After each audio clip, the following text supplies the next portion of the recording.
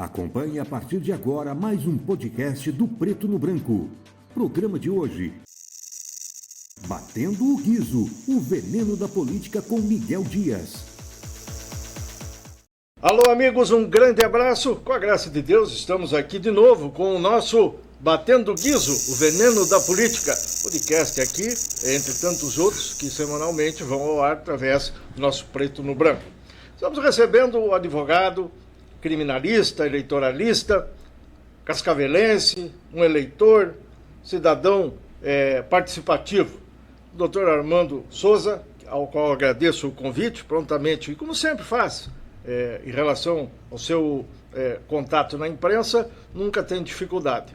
Por isso eu agradeço, Dr. Armando, e já disseram o seguinte, viu, Jadir, que a gente não pode ficar falando muito no início do podcast, já tem que logo entrar no assunto e cacete, né? Então vamos fazer isso. Obrigado, Armando, pela sua presença, satisfação em tê-lo aqui, e vamos à primeira pergunta. Nós estamos aí vivendo momentos importantes em nível nacional, onde o direito, o jurídico, está sendo discutido de norte a sul, de leste a oeste. E eu pontuo com o que acaba de acontecer e ser sacramentado e diz respeito à cassação do mandato do deputado federal Deltan Dallagnol. Qual a sua opinião sobre isso? Pecou o Supremo Tribunal de Justiça? Miguel, obrigado pelo convite. É uma satisfação estar aqui pela primeira vez no blog Batendo o Guizo, no podcast, melhor dizendo. Quero agradecer a você, ao Jadir e a toda a equipe do Preto no Branco por essa oportunidade. Isso me fez relembrar. Tem o Leozinho ali do outro lado, se não falar nele, depois ele fica... Depois fica bravo. Leozinho Rico. E é uma satisfação estar aqui mais uma vez, relembrando, como a gente estava conversando antes, os bons tempos do Canal 21, da Stop TV, onde nós tínhamos outros programas que foram os precedentes dos podcasts. E lá você fez a sua estreia também, né? E lá foi, na sala de debates, foi o primeiro programa de TV. Eu lembro que sob a batuta do nosso saudoso Joel Damasio, muitas vezes, né? Exatamente. Ao qual rendo aqui as homenagens póstumas e os cumprimentos à família. Faz falta o nosso Joel Damasio, né? Nesses tempos bicudos aí. Faz falta um jornalista crítico, incisivo e que estava sempre debatendo temas atuais aí do nosso dia a dia. Será que ele iria bater no ministro Xandão por causa de tudo isso que está acontecendo? Por exemplo, no caso que eu pontuei do Dallagnol aí, será que os ministros estão merecendo apanhar, na sua opinião, doutor Armando? Miguel, eu advogo desde 2003 e nesses 20 anos de advocacia, sem contar outros tantos anos trabalhando aí como estagiário, auxiliar de cartório no Poder Judiciário, sou muito franco e falo com uma convicção muito grande que o Poder Judiciário brasileiro está passando a pior crise da sua história. E eu explico por quê. Você me questionou a questão do Deltan Dallagnol. Juridicamente, eu tive a oportunidade de ter acesso às alegações, acusações e fundamentações utilizadas para a cassação do mandato dele perante o TSE. E o TSE foi a corte que só o TSE divergiu de toda a fundamentação jurídica feita antes nas instâncias inferiores. E infelizmente, do ponto de vista jurídico, entendo eu, datíssima vênia aos ministros, que a fundamentação jurídica utilizada para a cassação do mandato de Deltan Dallagnol foi totalmente furada. Se criou uma tese de que Deltan Dallagnol pediu exoneração do cargo ou demissão do cargo de procurador da República para evitar uma eventual demissão, evitar a aplicação da lei do ficha limpa. Entretanto, juridicamente falando, esses requisitos legais sequer existiram, porque não haviam procedimentos administrativos contra a pessoa do Deltan Dallagnol. O que existiam eram sim reclamações junto à Corregedoria, junto ao Conselho Nacional do Ministério Público, enfim, que sequer tinham sido instaurados os procedimentos administrativos. Então nós precisamos distinguir tecnicamente o que é um PAD, processo administrativo disciplinar, e o que é uma reclamação, que sequer ainda tinha sido formalizado como procedimento administrativo. Enfim, só que também como advogado eu vejo que as nossas cortes, e principalmente o STF, ela vem legislando ou aplicando o seu entendimento no que ele interpreta da lei, a margem da lei desde 2010, e explico. Em 2010 nós tivemos, entrou em vigor a lei do ficha limpa, a lei complementar 65/2010, onde aplicou os efeitos da lei do ficha limpa e o dispositivo constitucional previsto, o artigo 14 ou 16, não lembro agora, da Constituição Federal, prevê expressamente que toda e qualquer lei que for promulgada com menos de um ano antes da data do pleito que está para se realizar, ela não terá aplicação naquele ano, naquela legislatura, naquela eleição. Entretanto, nós vimos que o TSE, o STF à época, o STF, passou a aplicar os efeitos da lei do ficha limpa para os registros de candidatura dos candidatos daquele pleito de 2010. Ou seja, o próprio STF deixou de aplicar o preceito constitucional a partir daquele momento. E de lá para cá foram uma série de situações, a própria situação em que se começou a dar execução de pena aos condenados em segunda instância sem o trânsito em julgado. Então o STF, a partir de determinado momento, passou a ter um entendimento diferenciado. Trouxe toda uma repercussão em toda a classe jurídica de todo o país. Centenas, milhares de mandados de prisão foram expedidos a toque de caixa, já que o entendimento novo do STF passou a ter aplicação imediata. Então, inúmeros condenados que ainda estavam discutindo nas instâncias superiores as suas condenações, por N motivos, passaram a ter execução da pena, passaram a responder preso.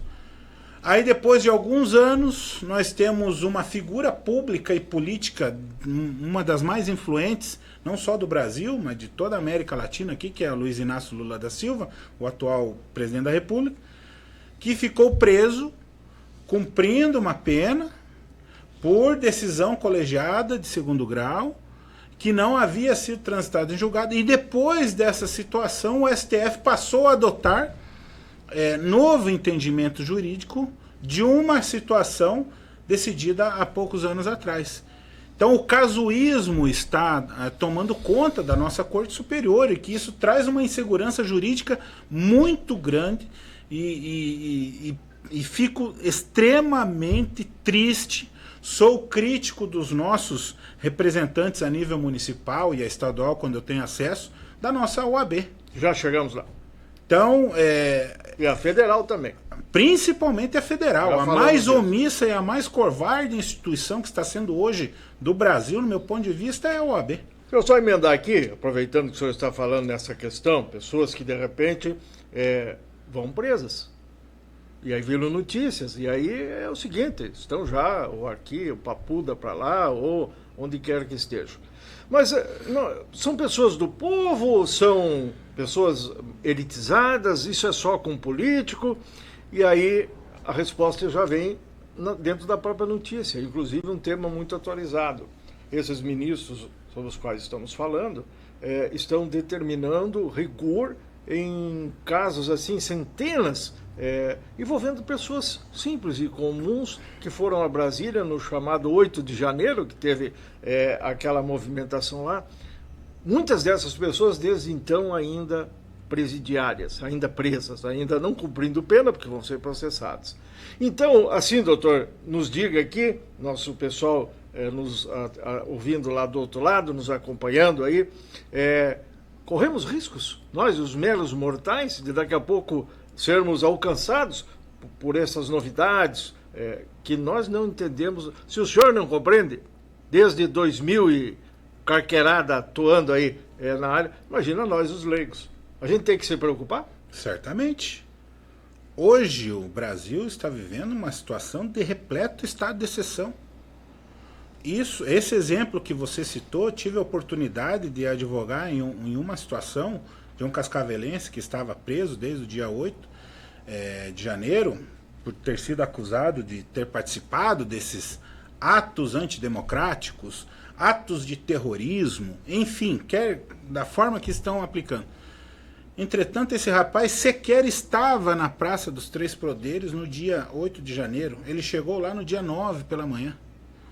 No que ele chegou no acampamento, ele desceu do ônibus, não deu tempo de tirar a bagagem do ônibus, já foi impelido a embarcar naquela frota de ônibus lá para ser conduzido ao ginásio da Polícia Federal.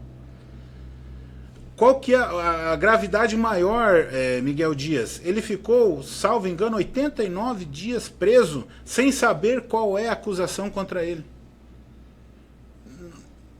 Pior, ficou todo esse período preso, nós não tivemos acesso à acusação contra ele, a peças importantes do inquérito policial, porque corre em segredo de justiça. Onde, em sã consciência, num país democrático, onde num poder judiciário que respeita o devido processo legal, o contraditório e a ampla defesa, você prende uma pessoa e impede ela de ter acesso ao inquérito do qual ela está sendo acusada. Eu, como advogado criminalista, em diversas situações aqui, a nossa OAB, a época do então presidente, ativo, proativo, combatente, defensor da classe e dos direitos, que era o Dr. Juliano Murbach, que operações do GAECO aqui em Cascavel eram deflagrados durante a madrugada, presos eram conduzidos à delegacia e os advogados, no momento do flagrante, eram impedidos de ter acesso aos autos do inquérito, sob o argumento que as diligências ainda não tinham cessado. A OAB era combativa, a OAB estava lá sempre com as comissões ou com seus representantes, e no máximo em 24, 48 horas nós tínhamos acesso às peças do inquérito policial para poder pedir liberdade provisória, relaxamento de flagrante, enfim, os pedidos processuais cabíveis. A OAB Nacional não moveu uma palha para que acontecesse algo nesse sentido a nível nacional. E pessoas ainda estão presas, acusadas de crime de lesa pátria, crime de ato de terrorismo, sem que tenha sido autuado em flagrante, sem que saiba qual é o ato. Não há especificação do ato praticado. No processo penal exige, uma das principais condições da denúncia é que haja uma especificação detalhada dos atos praticados pelo agente, o que não há nesse caso. Então vocês da imprensa, nos últimos meses, estão sofrendo, seus colegas estão sendo censurados. Isso é estado de exceção, isso é estado de ditadura. Onde colegas de vocês de profissão, no ano passado, foram obrigados a sair da sua bancada, deixar o seu microfone do lado, sob o argumento de ser preso. Que país democrático é esse em que a imprensa não é livre? Que país democrático é esse onde uma jornalista, no exercício da sua profissão, ao entrevistar um estrangeiro que está em nosso país numa missão diplomática, é agredida fisicamente com um soco no peito? Pelo fato de fazer uma pergunta, Miguel Dias. Não foi feita uma acusação qualquer. Foi feita uma pergunta. Então isso é democracia? Ou nós vamos continuar passando pano nisso tudo? Volto a repetir, sou advogado há 20 anos e tenho acompanhado e estou preocupado com o que tem acontecido nos últimos tempos. Tem aquele ditado, que a ditadura nunca começa com um evento maior para o menor. É aquela historinha, primeiro eles vêm e tiram uma rosa do seu jardim, depois eles começam e vão pisoteando a sua grama, daqui a pouco eles vão tirar a cerca da sua casa, daqui a pouco eles te tiram de dentro da casa. Doutor Armando, daqui a pouco, e esse daqui a pouco tem data, 22 de junho agora, né? Já que é a grande data que estão falando aí, dia 22 agora, caçar os direitos políticos do ex-presidente Bolsonaro.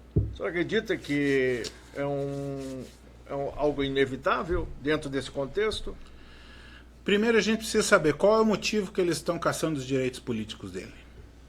Isso, eu como advogado eleitoralista, confesso que desconheço a fundamentação jurídica que está sendo utilizada para isso. É o cartão de vacinação que, em tese, foi falsificado? É o quê? Críticas às urnas? Críticas às urnas? Crítica ao sistema que foi, sistema eleitoral que foi posto? Crítica pública, uma crítica fundada? Críticas aos ministros? Fundamentada? Crítica aos ministros? Uai, eu sou advogado, eu não posso criticar um magistrado que está julgando. Isso chama-se uma exceção, entendeu? Você pode fazer uma crítica, inclusive você pode impugnar esse magistrado e não julgar o meu processo por questão de foro íntimo, enfim. Então, isso é motivo para caçar o mandato, para caçar o direito político de uma pessoa? Isso influenciou em todo o processo democrático? Já houve, finalizou-se a eleição, já foi diplomado, dado posse ao candidato que, segundo a Justiça Eleitoral Nacional, foi declarado vencedor das eleições. E então vamos manter, o que é isso? Vamos acabar com os adversários? E a gente observa, isso é público e notório, quem que estão sendo os candidatos que estão sendo, ou mandatários que estão sendo caçados? Única e exclusivamente de um lado da cerca. Os do outro lado da cerca questionam o processo eleitoral. Nós tivemos aqui ex-governador e ex-senador do estado do Paraná que fez graves acusações contra o sistema eleitoral, contra ministros e nada foi feito. Nós tivemos ex-ministros que fizeram duras críticas a ministro XYZ, inclusive alegando que queria vantagem, e pode. Então um pode. É quem faz a alegação que é o problema. Falando em OAB, já vamos avançar aqui na análise dos nossos assuntos e para concluir, o senhor até citou o ex-presidente Juliano Murbach, de bela atuação, e nós tivemos antes deles outros tantos, né? E depois dele também vários nomes aí. Agora há pouco o Jurandir Parzianello, que passou para o atual, que é o Alex Gádio. O senhor tem críticas também assim contundentes contra a inoperância, o mal condução da ordem seccional sediada em Cascavel, que tem junto aí mais 13 municípios e mais ou menos no contexto aí 3.500 advogados vinculados aí, né, aqui e na região. Miguel, confesso que desde a última eleição, a subseção aqui de Cascavel, eu acabei me afastando bastante da política institucional, classista. Fui adversário da chapa vencedora, da atual diretoria. Tenho grandes amigos que compõem a atual diretoria. Enfim, não tenho críticas, não tenho acompanhado de perto o trabalho deles. Essa é uma opinião pessoal. Pois não, fica à vontade. Eu entendo que o órgão de classe precisa estar muito próximo do advogado, do dia a dia do advogado. Qual que é o problema do advogado criminalista? Qual que é o problema do advogado previdenciarista? Aquele que está esfregando o umbigo do balcão dia a dia no fórum, que o estagiário não atende, ou que não atende o telefone do cartório quando você precisa de alguma coisa urgente. A função da OAB é isso daí. Buscar o cumprimento da lei e que fiscalize o cumprimento e a entrega da efetiva da prestação jurisdicional. Significa, em outras palavras, ajudar, dar assistência para o advogado. O advogado só quer uma coisa na vida dele, que o processo movimente, que o processo ande. Entendeu? Nós temos diversas situações de processos que duram 10, 12, 15 anos. Eu tive uma situação do inventário, que ele fez aniversário de 24 anos de idade. Logo que eu comecei a advogar ali, assumi esse processo. Então foram 20 anos de tramitação de um processo de inventário. Que coisa, hein? Então eu comecei a fazer a contagem de um despacho para outro, chegou a ter quase um ano e meio. O próprio OAB informa aí, sabe? Agora neste domingo 11, a OAB Cascavel seccional completa 49 anos de existência, né? Os nossos cumprimentos aí, um belo aniversário. Quase nas bodas de ouro, né? Uhum. Completando, aí, o ano que vem é 50. E aí tem várias bandeiras que estão sendo trabalhadas, inclusive de melhorias em relação ao judiciário. E tem um dado que nos chegou, que na vara da Fazenda Pública existem hoje 30 mil processos represados. Uhum. Qual que foi o grande problema da vara da Fazenda Pública aqui em Cascavel? Da noite para o dia, criou-se uma vara de fazenda pública que não existia até alguns anos atrás.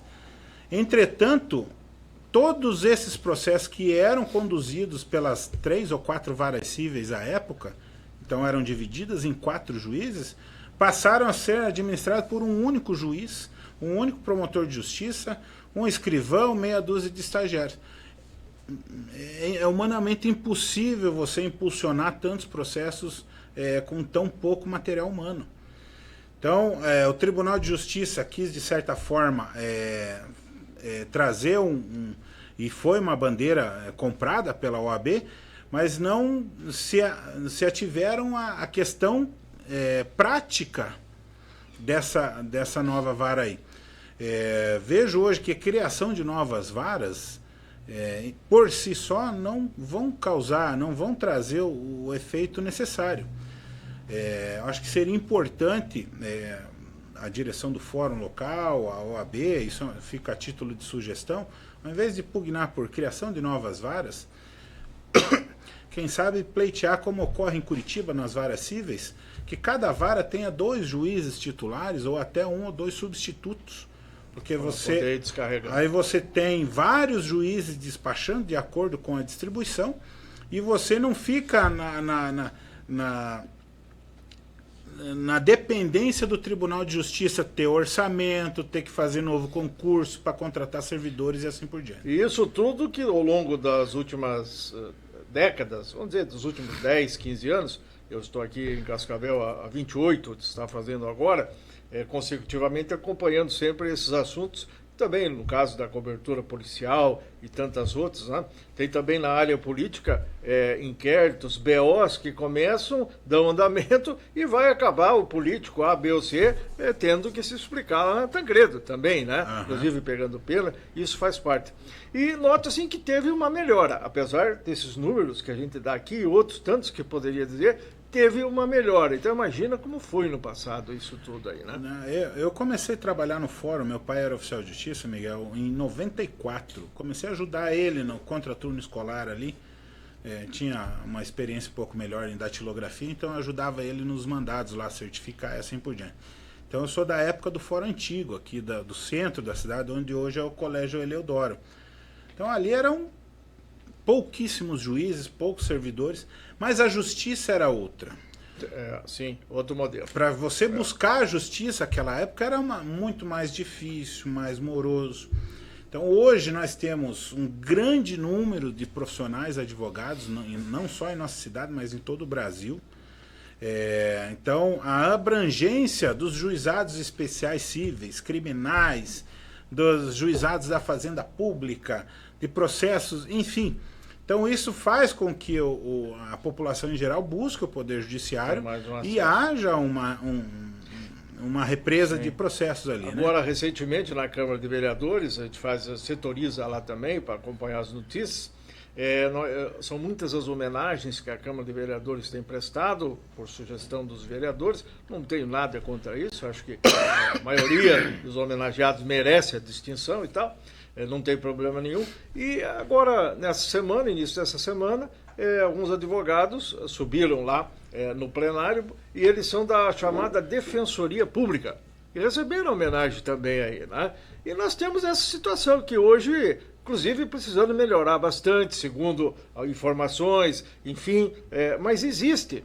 Se não do jeito ideal, mas é melhor do que nada, o trabalho desses profissionais, exatamente se a Defensoria Pública é aquela gratuita, né? E que é evidente que o povo, muitos, depende de uma informação abalizada do profissional do direito para resolver a vida. E aí não precisa ter dinheiro para isso. Isso é bom, né, doutor? É bom. Eu confesso, Miguel, que eu não sei tecnicamente como que funciona o trabalho da Defensoria Pública, no sentido de que quem pode procurar, como que pode ser, se é senha, se é um número limitado de atendimentos, enfim. Eu conheci um outro tipo de defensoria pública, que isso também desde a época da primeira faculdade de Direito aqui em Cascavel, que é a Univel, que foi pioneira nisso daí, que eram os núcleos de prática jurídica, que hoje das 3 universidades são muito conhecidas, que esses núcleos de prática jurídica sempre prestaram um serviço filantrópico e à população carente. Então a gente sabe o quanto é importante esse trabalho para a população que não tem condições de pagar um advogado. Não que os advogados, esses aí, regulares, cobrem os olhos da cara, né? Não é isso que estamos querendo dizer. Existem até algumas normas e tal, aos quais eles se submetem nessa questão toda, mas o povo diz que advogado é caro e muitos evitam até procurar um causídico aí conhecido e tal para fazer uma consulta, com medo de ter que deixar lá as calças. Não é assim que funciona, né, doutor? Advogado é caro você não consultar um advogado. É caro você fazer um negócio, uma compra e venda de um carro, de uma casa, fazer qualquer tipo de negócio jurídico com aquele chamado contratinho de gaveta e achar que é caro pagar uma consulta jurídica ou pagar um trabalho específico de formulação de um contrato, de consultas, porque isso daí pode respingar lá na frente, você perder seu patrimônio, você se tornar insolvente por uma questão de vender um bem e depois não conseguir receber. Tem muito vigarista aí querendo tomar o dinheiro das pessoas, doutor Armando? Todo ramo de atividade tem, Miguel. Todo ramo de atividade tem.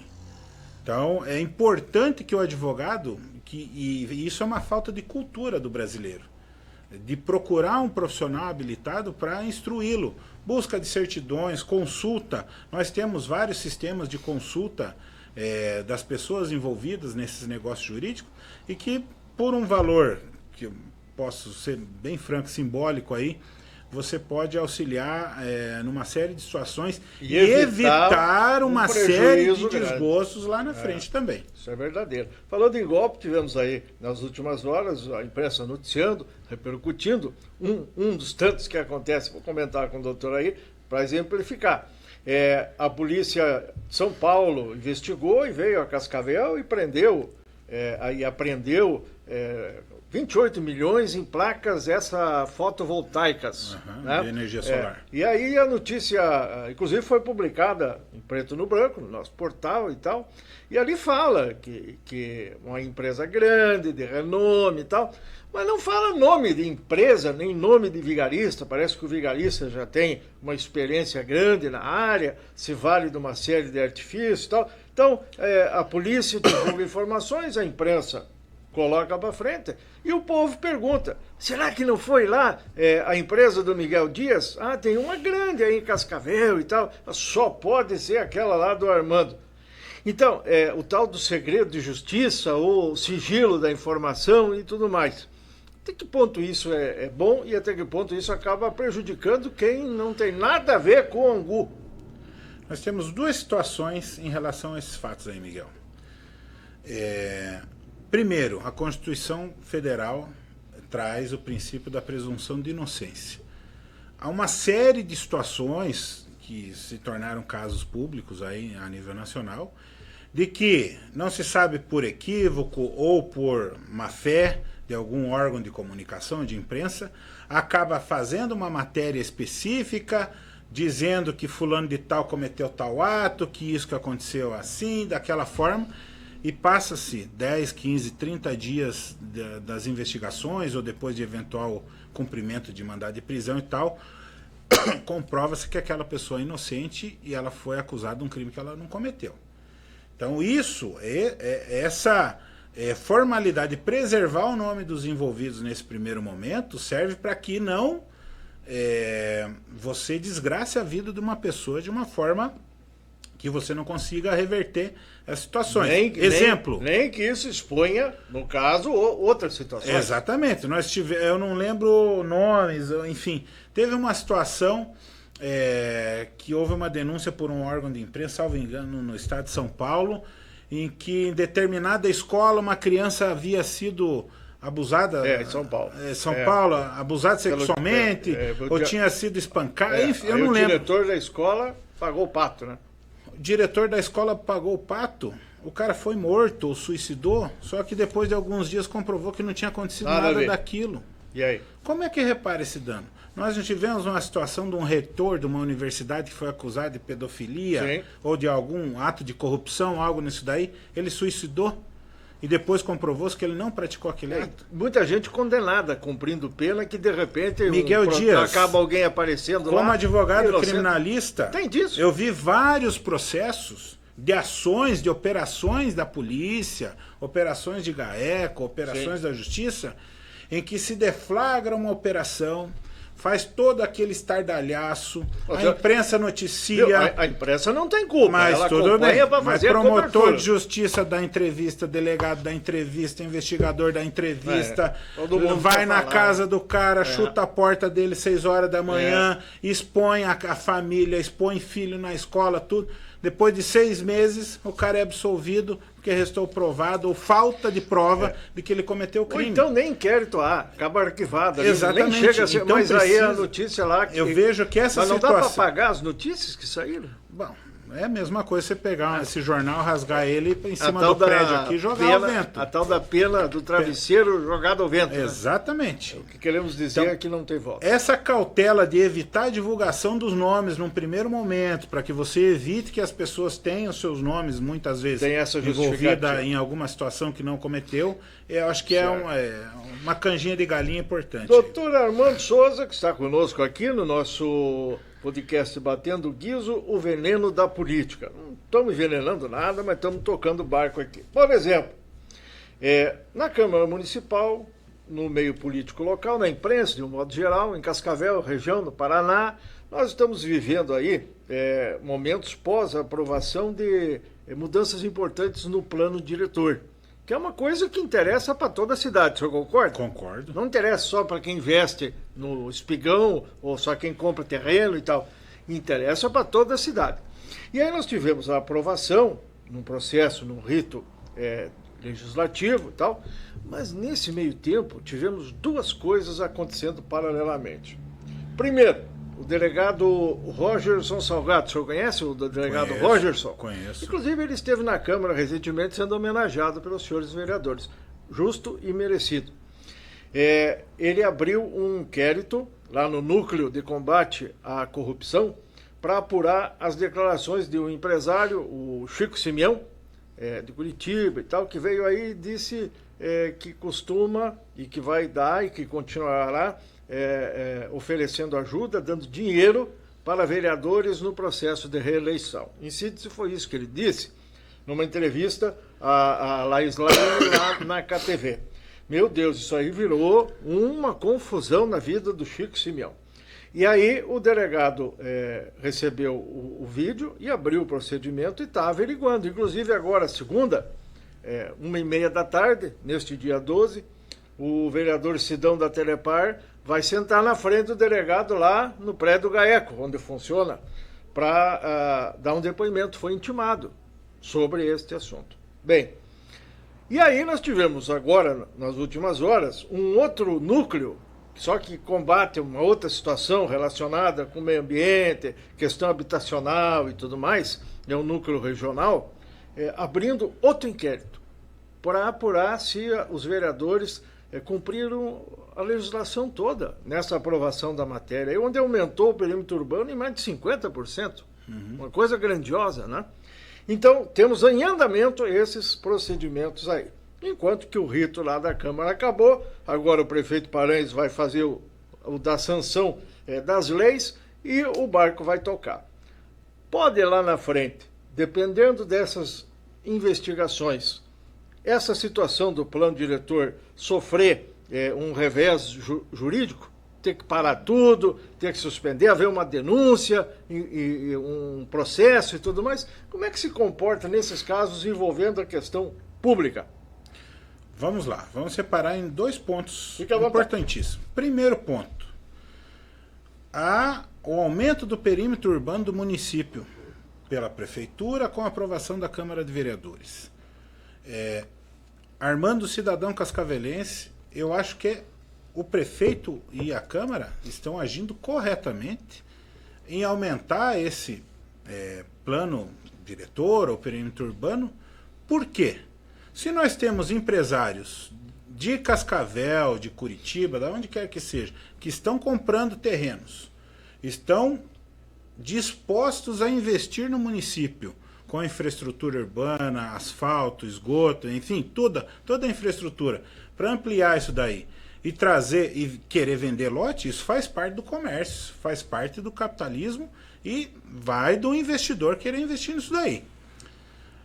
o prefeito, a prefeitura, a Câmara Municipal, se estão cumprindo a legislação em vigor para a implantação desse novo perímetro urbano, perfeito, está tudo certo, aprova-se o projeto ali e deixa vir investimento privado para o nosso município. Isso movimenta a economia, são lojas de material de construção que vão vender tijolo, areia, assim por diante, loja de fiação, obras novas que vão acontecer, material humano na construção dessas casas que vão estar sendo contratados. Isso vai movimentar a economia. Eu acho que é uma atitude muito positiva da prefeitura nessa ação de trazer a público e incentivar a ampliação do perímetro urbano. Ponto. Agora, se tem empresário que de alguma forma está manipulando, está pagando propina a quem quer que seja para que isso ocorra, a justiça e o poder a polícia tem que vir investigar, e quem cometeu qualquer tipo de ilícito que responda sob as penas da lei. Então, a gente não pode criminalizar o empresário de boa índole, o empresário, e nós temos vários exemplos em nossa cidade que ajudaram a colonizar Cascavel, que construíram diversos loteamentos e que ainda estão investindo em nossa cidade. Nós não podemos colocar todos no mesmo balaio, nós não podemos criminalizar esses empresários que estão agindo conforme prevê a legislação e a lei, em prol de um ou outro que vem a público e fala besteira e fala que, enfim, cada um responde por seus atos e suas palavras. Então, nós temos que separar quem está criando situações ou, enfim, está dizendo que está praticando determinado ato, que seja investigado dentro do devido processo legal, e se houver prova, lá na frente vai ser tomada uma... Aí ele que responda sob as penas da lei. Nós temos a imprensa, citamos a imprensa, de novo citamos a imprensa de novo, dizem aí que é o quarto poder, uns falam que não, que é o primeiro, o segundo, o terceiro, mas eu não entro no mérito dessa questão, acho que não tem nada a ver com poder, nem disputa de beleza aí entre os ditos poderes, né? Mas, na verdade, é assim, a imprensa ela é generosa e pródiga muitas vezes, e isso tem sido mais recorrente nos últimos tempos, com a chegada exatamente desse tipo de alternativa agora que nós estamos usando aqui, o podcast, nós temos aí as mídias sociais, temos várias novidades aí que vem em paralelo hoje, é o nosso velho, bom, mágico e imortal rádio, que na minha opinião não morreu até agora, nem vai morrer nunca. Inacabável. Não tem como. A televisão ela já é um pouco diferenciada, teve que se adaptar e tudo mais, mas está aí também forte, resistindo, né? Temos os jornais impressos aí que estão sofrendo bastante, a gente sabe, né? No mundo inteiro, em função de uma série de fatores, caros e tal, papel dolarizado, enfim. Então, o jornal impresso tem sofrido bastante. Mas o que eu quero dizer é o seguinte, a imprensa especula. Daqui a pouco alguém fala assim, mas me contaram que tem um aí com o Rolex, deu para a namorada, agora a esposa quer, só que foram ver o Rolex é falso. Digo isso porque li em algum lugar e isso reverberou aí de uma forma bastante significativa. É o tipo de situação que não deve acontecer, né, doutor? Porque, veja bem, dizer que numa Câmara de Vereadores tem vereador usando Rolex e, ao mesmo tempo, se discute todo um complicado processo de possível tentativa de corrupção, manipulação e tal. Ora, aqui em Cascavel, são 21 nomes que estão na Câmara. Sim. Quando se fala que é um vereador da Câmara de Cascavel, não precisa falar o nome. Os 21 já estão na lista. Exatamente. Então isso é um problema muito sério, muito grave, que não deve prosperar esse tipo de situação. Ora, se tem alguém com prova de que o vereador Pedrinho está com o Rolex, ou deu para a namorada, e esse Rolex foi pago com uma propina qualquer, então que se vá e se investigue. Não, e é o fulano, e que ele vai dar explicação. Né? Exatamente. Porque senão fica ruim, né, doutor? Colocou todo mundo na mesma, né? caçarola. Fica uma situação muito desgastante. Coloca em descrédito toda a Câmara de Vereadores. Eu vi o posicionamento de alguns vereadores, a exemplo da vereadora Beth Leal, salvo engano, ou numa declaração dela no plenário. Ela ficou incomodada com isso. Ou numa outros vereadores entrevista, também. que ela foi questionada em sala de aula sobre essa situação. Alunos perguntaram. Então, isso aí a própria Câmara precisa investigar isso daí. É do interesse deles, é a reputação deles que está em jogo. Então, por isso que eu acho importante. É por isso que eu falei, nós temos duas situações. Primeiro, não criminalizar quem está efetivamente investindo na cidade de forma lícita, e sim investigar se eventualmente houve qualquer ato de improbidade administrativa, ato de ilegalidade, enfim, e puna-se aquele que está envolvido nesse ato. Doutor Armando, o famoso jeitinho brasileiro, a lei de Gerson, que é a vantagem, e, viu, não vamos ser hipócritas, que eu devo falar por mim. Viu, o cidadão, a cidadã que puder, que conseguir, procura levar uma vantagem. Quer trabalhar menos, quer dormir mais, quer ganhar melhor e tal, né? Procura. Agora, muitos apelam para a ignorância, vamos dizer, para o expediente ilícito na busca disso. Daí já complica mais. Mas, de qualquer maneira, nós devemos perceber que existe legislação que para coibir esse tipo de atitude, de querer levar vantagem. Para fazer um voto lá tem que arrumar um Rolex, tem que ganhar um apartamento em Camboriú. Ganhar um loteamento novo, que vai, enfim, esse é o exemplo que você está... Exemplos, estou exemplificando. Sim. Então isso não pode. De forma alguma. E se alguém souber de alguma coisa, vai ficar tirando para cima ou tem que fazer uma denúncia? Se alguém souber, como é que funciona tem legalmente? Que denunciar. Tanto é que tem a própria delegacia, da qual você citou, do Dr. Rogerson, que é a delegacia competente para averiguar essas situações. Tem gente que não denuncia com medo de represária, de ter que se expor, de entrar na famosa bola dividida. Mas aí entra também a questão do anonimato, né? Que é uma coisa nesse sentido prevista na legislação, né? Hoje a própria legislação oportuniza as pessoas que nós também temos que levar em consideração que não é denunciar de qualquer forma. Você não vai fazer uma denúncia dessa daí na base da fofoca. Eu ouvi dizer que o Miguel Dias ganhou esse celular porque tá... Aí nós temos aquela figura da calúnia, injúria e difamação. Exatamente. Pode votar contra o cidadão, né? Denunciação caluniosa e assim por diante. Então, inclusive, responder não só na esfera penal, como na esfera civil, indenizando a pessoa que foi ofendida. Então, se a pessoa efetivamente tiver algum indício, tiver alguma situação que possa ser a pontinha do fio para ser investigado determinado ato, tem canais que podem ser denunciados de forma anônima, apresenta os indícios que porventura tenha, para que possa ser investigado. O senhor é advogado eleitoralista, né? O significa que é um profissional que trabalha e vai em casos que envolvem a eleição, o voto, quem tem mandato, quem tentou e não conseguiu, enfim, uma série de situações. O senhor tem atuado em várias delas aí. Inclusive, dia desse, o senhor queria caçar a vereadora Lília, né? Alguma coisa pessoal contra ela, não? Porque o senhor é da direita, né? Fui contratado... Trabalhou bastante com o Bolsonaro. Fui contratado para ingressar com pedido judicial cabível. Tanto é que foi julgado, foi indeferido, foi arquivado. Ponto. Fui advogado do movimento Bolsonaro Cascavel. Falo com orgulho, me considero um cidadão conservador de direita. Entendo que os princípios e preceitos trazidos daí são os que condizem com o meu estilo de vida, com o meu jeito de agir.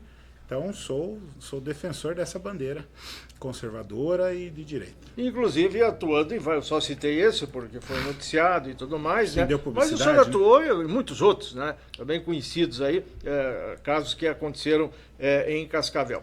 Pergunta, hoje nós vivemos momentos assim de atividades proibidas em lei eleitoral, enfim. Por exemplo, o senhor já ouviu falar no Grupão em Cascavel? Sim. Está lá, inclusive, o doutor Moacir, que é seu amigo, nosso amigo.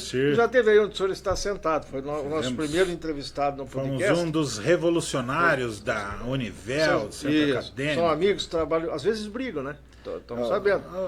Esse negócio de briga, xarope, se não brigar, ele acha não tem que o senhor também é meio abusado e tal. Mas esse negócio de todo mundo falar a mesma linguagem também não funciona, né, doutor?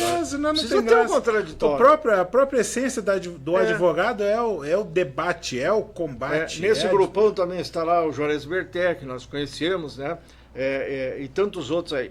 Pergunta, atividade desse grupão, que vai se reunir agora por esses dias, vai ter uma churrascada lá na casa do presidente da Câmara, Alessio Spínola. Isso é proibido por legislação? O pessoal pode estar falando lá em pré-candidato, Renato Silva, apoiado ou não pelo Paranhos, aí depois tem outros tantos, tem o Gugu, vou citar todos para ninguém xingar aí.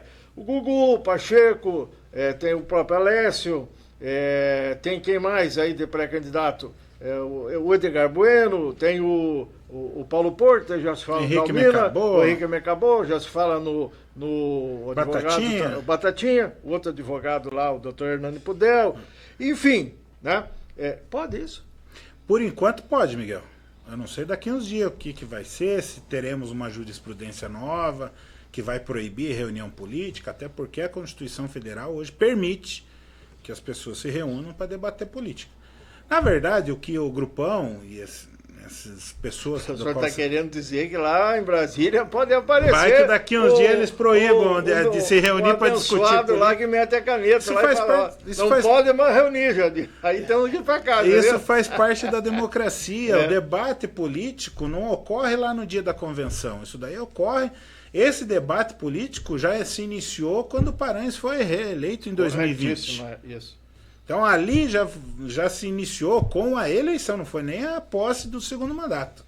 Com a reeleição do Paranhos, já se iniciou a discussão de quem seria o seu sucessor. Como é que seria 4 anos depois. Exatamente. Né? Por questões técnicas. A principal é que o Paranhos não pode ir para o terceiro mandato, então ele vai estar fora da eleição, né? Então, como candidato. Então isso faz parte do debate democrático e é válido que essas pessoas se reúnam. Eu só fico revoltado porque não me convidaram nenhuma dessas reuniões.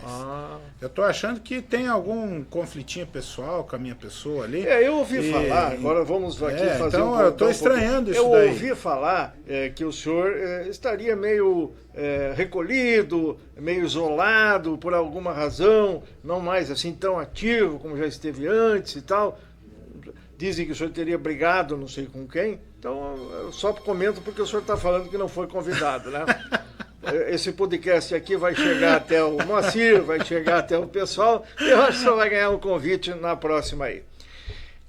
O senhor concorda com os comentários de que se o Paranhos abençoar qualquer um dos nomes que nós citamos, menos o Edgar e o Paulo Porto, não tem chance de entrar na igreja do Paranhos, se ele apontar o dedo para o Renato e dizer, esse aqui vai ganhar a eleição e eu quero que ele seja o prefeito. Ou para o Gugu, para o Alessio, para o Pacheco, enfim. É assim que funciona? O prefeito tem essa força toda aí ou precisa combinar com o povo, doutor? Miguel, a eleição de 2024, eu faço uma analogia, vai ser, se não uma eleição mais disputada, vai ser tão disputada quanto a eleição de 2004. Você lembra a eleição de 2004? Já estava aqui. Os principais candidatos que disputaram o pleito em 2004. Edgar Bueno, então prefeito, que foi para a reeleição, com a disputa do seu vice, Leonardo Paranhos. Eram os dois favoritos da disputa eleitoral. Quem ganhou? Quem ganhou foi o Lísias Tomé, o pangarezinho, o mineirinho quietinho que ninguém dava nada e ganhou a eleição. A eleição do ano que vem vai ser tão disputada quanto aquela. Por quê? A principal figura política dos últimos anos não estará nessa disputa eleitoral, que é o atual prefeito Leonardo Paranhos.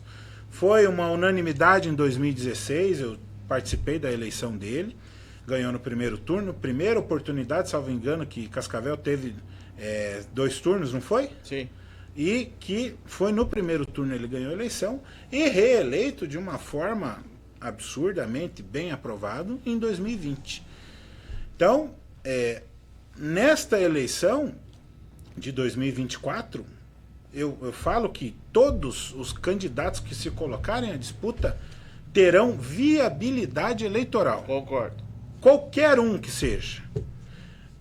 Viabilidade não significa que tenha preferência ou... nem seja o provável, ó, esse aí vai ganhar. Não, viabilidade é que consegue, porque o espaço é grande, tem terra para caminhar e tal. Será uma eleição de 2 turnos? Um candidato preguiçoso, que não gosta de ir para bairro, que não se mete com a população e tal, daí como é que faz? Paranhos vai eleger aí eu vou responder a sua pergunta inicial. Aí vai depender de como estará o ambiente eleitoral na época da eleição, postas as candidaturas e registradas as candidaturas, e quem efetivamente terá o apoio do prefeito Paranhos. Até porque temos 1 ano praticamente que vai se passar. 14 meses. Até chegar o período eleitoral. É verdade. Então, muito tempo, né? A nuvem vai mudar daqui para lá. Mas ele está dizendo que a preferência é o Renato porque é natural. O Renato é o vice e tal, confessa que quer e tal. Eu não vejo assim nenhum absurdo, nenhum despropósito nessa fala do Paranhos. Não, de forma alguma. E até é natural que o atual prefeito reeleito apoie o seu atual vice. Até porque ele vai querer que ocorra uma continuidade do seu mandato. E é natural ou previsível que o vice do atual prefeito mantenha o ritmo de trabalho, ou enfim, os princípios sequência aos projetos. Até porque é presumível que o grupo, ou pelo menos grande maioria, mantenha-se no poder. Mas esse vice e o grupo do poder tem que convencer o eleitor de que ele tem que votar nesse e não naquele. E aí o processo... Agora, para você transferir o voto, que é o complicador. Aí é o eleitor que tem que enxergar que o eleitor do B merece apoio ou merece ser transferido esse voto aí. É um trabalho bem mais complexo e é de difícil previsão isso daí.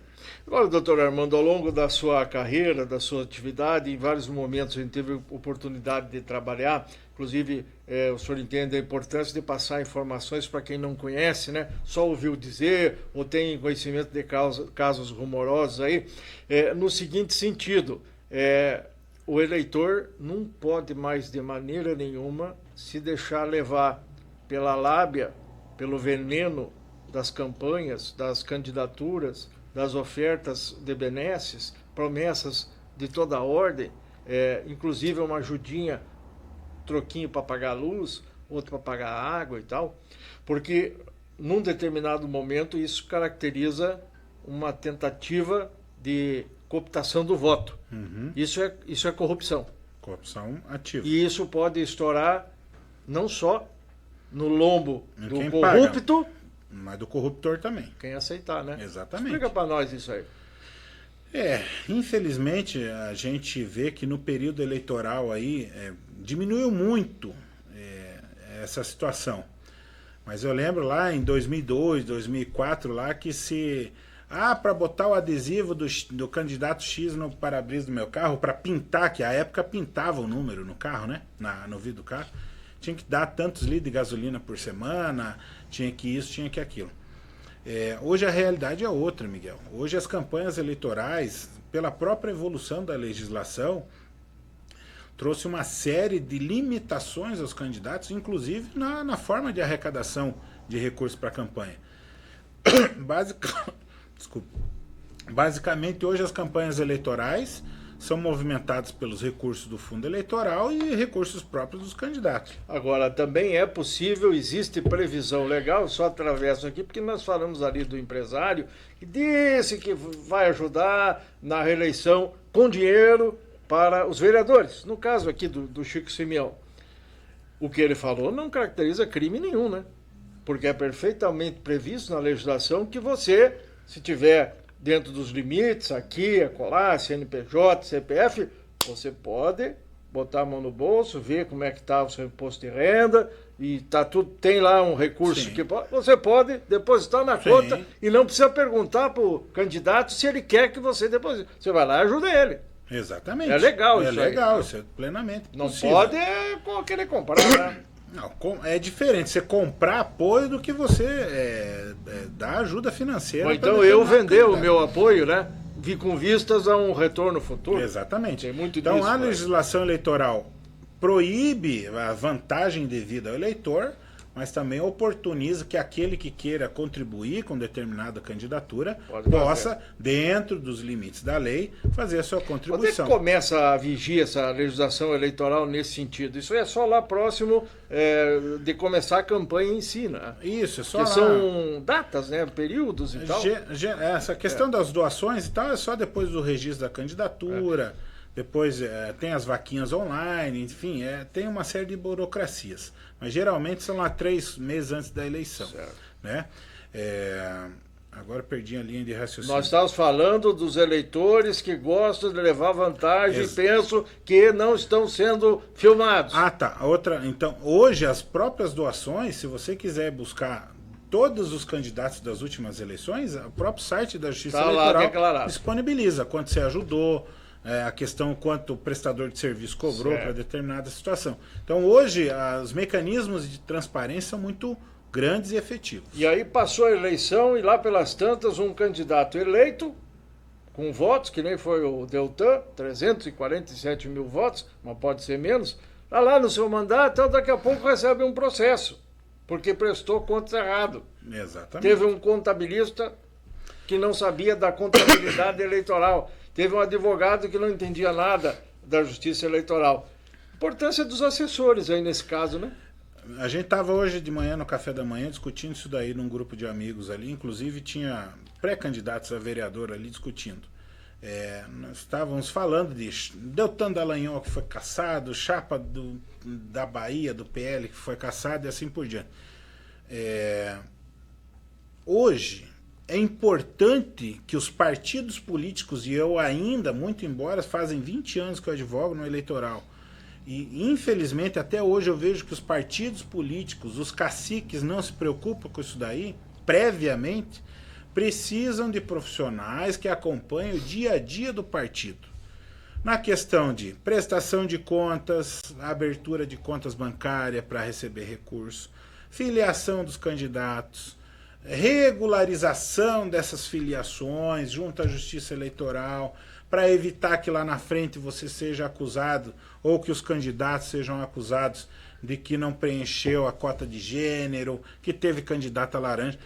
Os partidos ainda não estão se preocupando com isso. E a jurisprudência, nos últimos 2 pleitos, está muito forte nesse sentido. Se fizer besteira, vão caçar a chapa toda. Nós tivemos aí exemplo do ano passado. Tivemos aqui o vereador Dalmolin, que vai estar aqui e o Cabralzinho. Dançaram bonito. Os 2 vereadores fizeram uma campanha. Bons vereadores. Atuantes, fizeram campanhas limpas, tiveram suas contas prestadas, aprovadas, não tiveram nenhuma irregularidade nas candidaturas deles. Mas sofreram as consequências de uma acusação de uma candidatura laranja. Nenhuma crítica aqui à visão do Xavier e do Josué, né? De forma alguma. Com ação também olhando a lei. Existe a legislação. Então, se existe, ela precisa ser cumprida. Vou não entrar nesse mérito, porque eu advoguei nesse caso aí, mas o que eu quero dizer é o seguinte: os partidos precisam se preocupar, não é lá nas convenções, Miguel. Certo. Muitas vezes os partidos se preocupam lá quando está chegando as convenções partidárias para ver se a filiação foi transmitida no Filial Web, se os fulano de tal está afiliado em 2 partidos, como é que ficou, sabe? Então, essa advocacia preventiva, administrativa, prévia, é importante que ouvi falar, o tempo já está acabando, o Jair nos sinaliza, mas eu ainda vou perguntar, ouvi falar, porque eu dizer que eu ouvi falar, não quer dizer que seja verdade que eu ouvi falar, mas eu peneiro e vejo que não tem problema nenhum de perguntar para o doutor Armando isso que eu ouvi falar. É que o doutor Armando, pela primeira vez, vai enfrentar as urnas agora na eleição do ano que vem. Ouvi falar.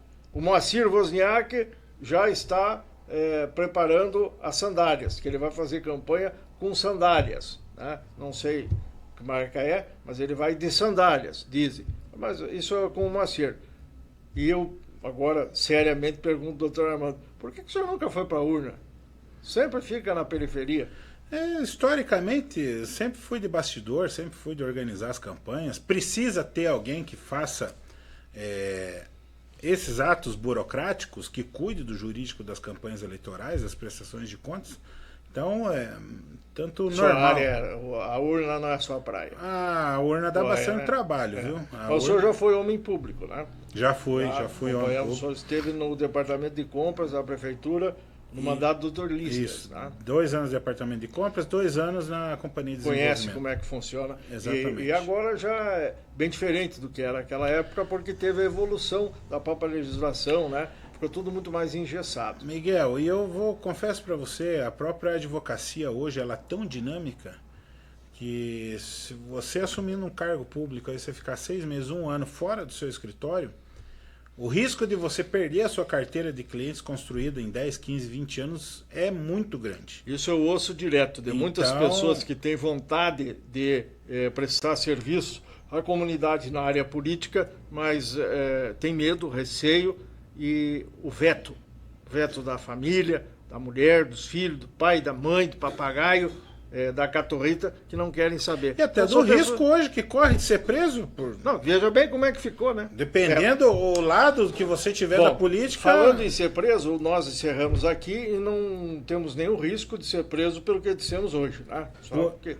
o Jadir fica ali trocando orelhas e tal. Por enquanto o não, Leozinho Miguel. fica se mexendo na cadeira. Neste momento, hoje, Tá tudo até certo agora, aqui, né? praticamente aí, finalzinho da tarde. Não, mas quem sabe daqui uns dias vai que resgata, puxa lá no Eu YouTube. vou ter que me cuidar aqui. E né? daí Senão nós vai vamos ficar- ter que botar uns Vamos ter que mudar isso aqui, debatendo o guiso, veneno da política, daqui a pouco dá um BO aí. Como ainda é possível as reuniões políticas para discutir candidatura, acho que ainda podemos que dá tudo falar bem, e né? criticar, né? Então, Armando, obrigado pela presença. Até uma próxima oportunidade. De vez em quando eu vou convidá-lo para vir aqui nos atualizar, explicar algumas questões do direito eleitoral e tudo, mas se o senhor não quer disputar e ser candidato, vai mesmo assim se interessar pela eleição, primeiro como voto, como eleitor, e junto como profissional. Muito obrigado. Eu achei que você ia falar que o Moacir tinha vindo de sandália aqui falando que tinha me lançado candidato a prefeito. Não, não foi ele. Ah, não foi. Não foi ele. Se fosse o Moacir que tivesse me Ele está lançado... querendo, mas parece que a dona Marisa disse que se tiver aqui, sou eu de novo. Não, mas o Moacir, ali na casa dos seus 89 anos, ele já tá meio cabecinha branca. Não, né? tá bem. Tá bem, tá conservado. Bem, não, tá atilado. Tá bom. Obrigado, Armando. Até a próxima. Obrigado, uma satisfação. Até a próxima. Batendo o guiso, o veneno da política encerra por aqui. Um grande abraço e até a próxima.